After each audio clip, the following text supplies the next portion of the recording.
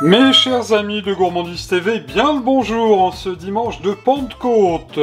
Clafoutis à la rhubarbe aujourd'hui. La rhubarbe, c'est la saison depuis fin avril jusqu'au mois de juillet. La rhubarbe française est excellente. Vous allez noter les ingrédients au fur et à mesure de la recette. Oui, vous ne verrez pas mon visage aujourd'hui et je ne peux pas vous dire pourquoi. Alors, on va commencer par la farine. Il va nous en falloir 120 grammes. On va ajouter à cette farine du sucre vanillé. Voilà. Alors pourquoi je le mets comme ça et sucre vanillé? C'est parce que je conserve, figurez-vous, mon sucre dans un pot avec les gousses de vanille. Ce qui fait que notre sucre est donc toujours parfumé. Il est absolument excellent. Donc du sucre vanillé, vous en mettrez 100 grammes. On va faire aujourd'hui un petit extra parce qu'un clafoutis à la rhubarbe aux amandes, à la poudre d'amande, ça va porter un très bon goût à ce clafoutis à la rhubarbe. Alors c'est aussi la saison des cerises et je vous rappelle qu'il y a la recette du clafoutis aux cerises, bien sûr, sur la chaîne Gourmandise TV. Vous allez le trouver donc dans la playlist dessert ou bien encore dans la playlist des recettes de la mère Mitraille, vous en avez l'habitude. Alors là, tous les ingrédients secs, alors je vous le rappelle, donc le sucre, la farine, 50 g de poudre d'amande, on va mettre une belle pincée de fleur de sel, toujours dans les pâtisseries un petit peu de fleur de sel, allez encore un petit peu, parce que ça exhauste le goût de la pâtisserie. D'ores et déjà, vous allez préchauffer votre four à 200 degrés. Je répète, 200 degrés. À cela, on va ajouter tout de suite les œufs. 3 œufs frais. Voilà. Alors, c'est une recette qui est très simple à réaliser, qui est excellente et qui se garde très bien. Vous pourrez en manger au petit déjeuner tous les matins ou bien encore pour le goûter avec un bon café ou un bon chocolat chaud. C'est absolument merveilleux. Alors on mélange donc les ingrédients présents là avec les œufs. Ensuite, on va ajouter une légère cuillère de crème.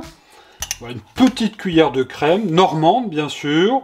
Alors comptez quand même une petite cuillère d'environ 100 grammes. Ben oui, mais écoutez, on est généreux. Et dans la recette de la mère Mitraille, et comme dans toutes ces recettes, vous le savez, le bon gras, c'est extra. On mélange bien, d'autant plus que la crème va apporter un petit peu d'onctuosité à notre clafoutis à la rhubarbe. Très bon clafoutis, très facile à faire. Il y a quelques étapes.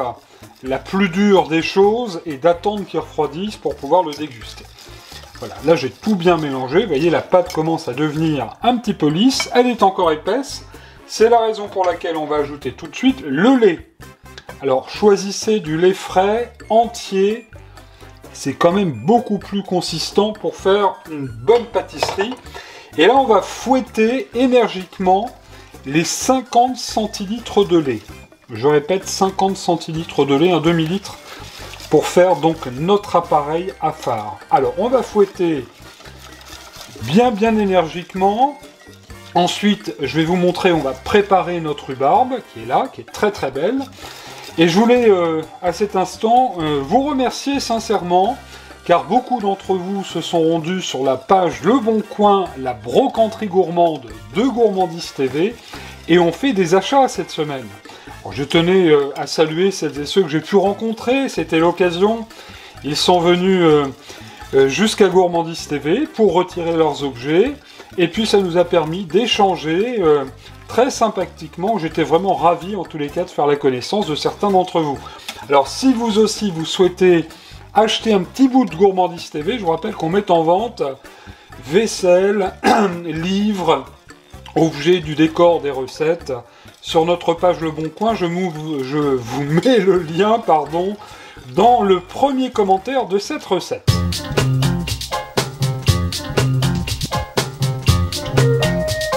Occupons-nous à présent de la rhubarbe. Alors, il va vous en falloir pour notre clafoutis entre 250 et 300 grammes. Je l'ai bien lavé. Alors, certains les filochent pour enlever les fibres. Hein, vous voyez, ça se retire comme ça. Personnellement, j'aime beaucoup ce côté fibreux de la rhubarbe, alors je vais les laisser. On va préparer notre rhubarbe, alors c'est très simple, on va, à l'aide d'un couteau, enlever cette petite partie-là qui est jamais très très belle à chaque extrémité. Là, on va couper comme ça. Et on va très simplement faire des petits tronçons d'environ 2 cm de longueur. Vous voyez, c'est pas compliqué à faire pour préparer notre rhubarbe. On va faire comme ça, donc, sur chaque tige de rhubarbe. Je vous rappelle que si vous avez de la rhubarbe dans le jardin, les feuilles, pardon, on va y arriver, les feuilles ne se mangent pas, c'est toxique.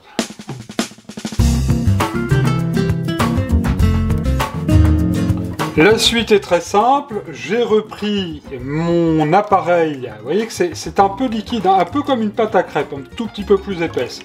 J'ai repris mon appareil qui a eu le temps de se reposer un petit peu, et on va venir y mettre notre rhubarbe.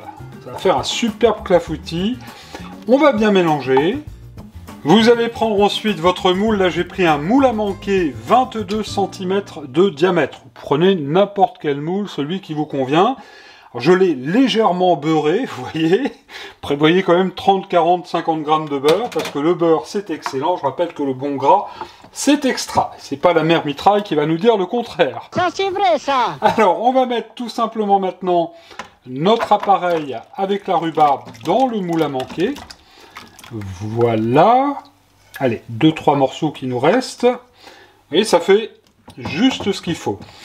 Et là, bah écoutez, il n'y a plus grand chose à faire. C'est très bon comme ça. On va glisser notre plat tout de suite au four. Je vous le rappelle, température 200 degrés. Et c'est parti pour une cuisson d'environ 45-50 minutes. Pour vérifier s'il est cuit tout à l'heure, un petit couteau comme ça, il devra être net à la sortie. Allez mon coco, au four.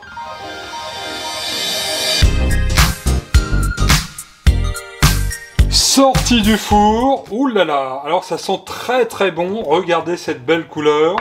On croirait un soufflé au fromage, mais non, c'est un clafoutis à la rhubarbe. Est-il cuit? On contrôle tout de suite.